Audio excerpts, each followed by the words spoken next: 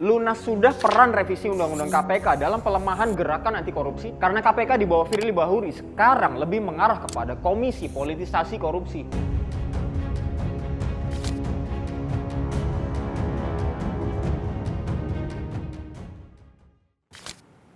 Sudahlah, Pak Firly. Manuver Anda sudah terbaca.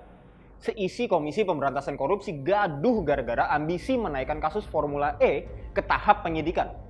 Kami ini, masyarakat umum yang menonton dari jauh pun paham bahwa KPK sedang jadi alat politik. Siasat Pak Firly dalam menyingkirkan para perintang makin terkuak setelah pemimpin KPK memberhentikan Direktur Penyelidikan Endar Priantoro. Selama ini, keinginan Pak Firly untuk menaikkan kasus Formula E terhalang Deputi Penindakan Karyoto dan Endar. Mereka ini yang sepakat dengan para penyelidik bahwa perkara tersebut belum cukup bukti. Nah, artinya ketiadaan Karyoto dan Endar tentu akan melapangkan jalan untuk Pak Firly doing whatever he likes kan. 3 tahun berkiprah di Komisi Anti Korupsi, Endar menerima surat rekomendasi pengembalian ke kepolisian pada November 2022. Nah, pada akhir Maret lalu, Kapolri Listio Sigit merespons rekomendasi KPK itu dengan memperpanjang masa tugas Endar. Alih-alih menindaklanjuti permintaan Kapolri, Firly justru mencopot Endar melalui keputusan Sekretariat Jenderal KPK. Dasar hukum yang digunakan Firly diantaranya Peraturan KPK nomor 1 tahun 2022 yang menyebutkan pegawai KPK dikembalikan ke instansi asal jika melakukan pelanggaran disiplin berat. Tapi, alasan ini terkesan dibuat-buat karena menurut Dewan Pengawas KPK, Endar tak pernah melanggar etik. Pencopotan itu juga bertentangan dengan Peraturan Pemerintah nomor 63 tahun 2005 yang menyebutkan masa penugasan di KPK paling cepat 4 tahun yang bisa diperpanjang 4 tahun lagi, berikutnya 2 tahun.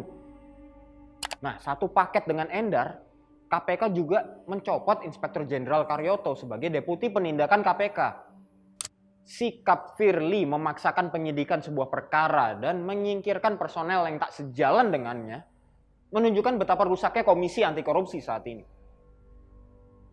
Ini bukanlah pertama kali Firly berada di pusaran kontroversi penyalahgunaan kekuasaan. Karena berdasarkan rekam jejaknya, itu sepertinya sudah menjadi penyakit kronis yang tak kunjung sembuh.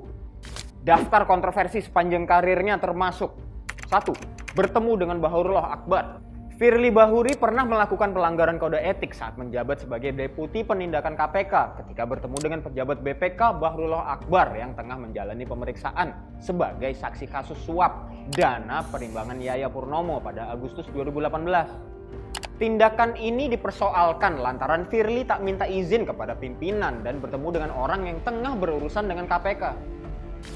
Firly dan penggunaan helikopter mewah saat kunjungan kerja. Masyarakat Anti Korupsi Indonesia atau MAKI menyebut Firly melanggar kode etik karena kedapatan menggunakan helikopter mewah dalam kunjungan kerja dari Palembang ke Batu Raja, Sumatera Selatan pada tahun 2020. Koordinator MAKI Boyamin Saiman menduga helikopter mewah yang ditumpangi Firly Bahuri milik perusahaan swasta. Yang ketiga, Firly bertemu dengan Lukas NMB. Pertemuan Firly Bahuri dengan Lukas pada November 2022 dipermasalahkan lantaran Firly turut mendampingi timnya saat memeriksa gubernur Papua tersebut di kediaman pribadinya di Koya Tengah, Jayapura. Tindakan ini disorot oleh Indonesia Corruption Watch atau ICW yang menganggap Firly tidak memahami ada kepentingan apa Ketua KPK sampai mengunjungi tersangka jauh hingga ke Papua. Pusing.